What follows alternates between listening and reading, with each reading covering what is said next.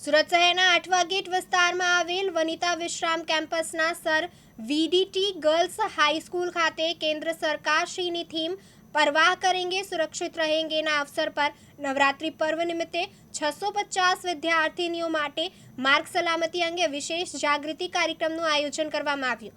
આ કાર્યક્રમ district traffic education and welfare society સુરતના અધ્યક્ષ તથા road safety trainer Shri Brijesh વર્માના માર્ગદર્શન હેઠળ યોજાયો હતો। તેમનો હેતુ હતો કે રસ્તાઓ પર અકસ્માતોની સંખ્યા ઘટે અને અમૂલ્ય માનવ જીવન સુરક્ષિત રહે।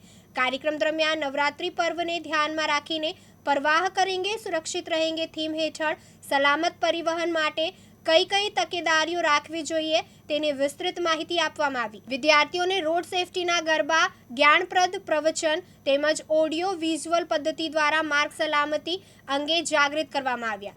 મારું નામ બ્રિજેશ વર્મા છે। ડિસ્ટ્રિક્ટ ટ્રાફિક એજ્યુકેશન વેલફેર સોસાયટીમાં હું પ્રેસિડેન્ટ તરીકે છું। કઈ જગ્યા પર શું કાર્યક્રમ રાખ્યો?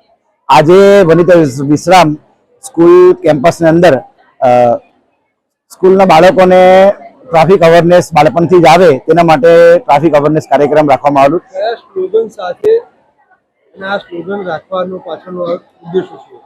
આજે જે કાર્યક્રમનું મેઇન સ્લોગન એ છે પરવાહ કરેંગે સુરક્ષિત रहेंगे। માનનીય નીતિન ગડકરી સાહેબના માર્ગદર્શન હેઠળ જે એક થીમ બનાવવામાં આવેલી છે પરવાહ કરેંગે સુરક્ષિત रहेंगे। એ નેશનલ રોડ સેફટી મંથ અંતર્ગત અમે આખો વર્ષ દરમિયાન આ થીમ અંતર્ગત અલગ અલગ વિભાગ સાથે કાર્યક્રમ કરીએ છીએ। અત્યાર સુધી કેટલા બાળકો અને કેટલી શાળાઓમાં આ કાર્યક્રમો કરી દીધા છે?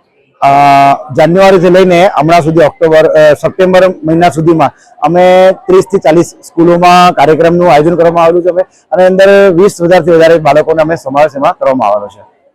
યાસીન દારા, દિવ્યાંગ ન્યૂઝ, સુરત।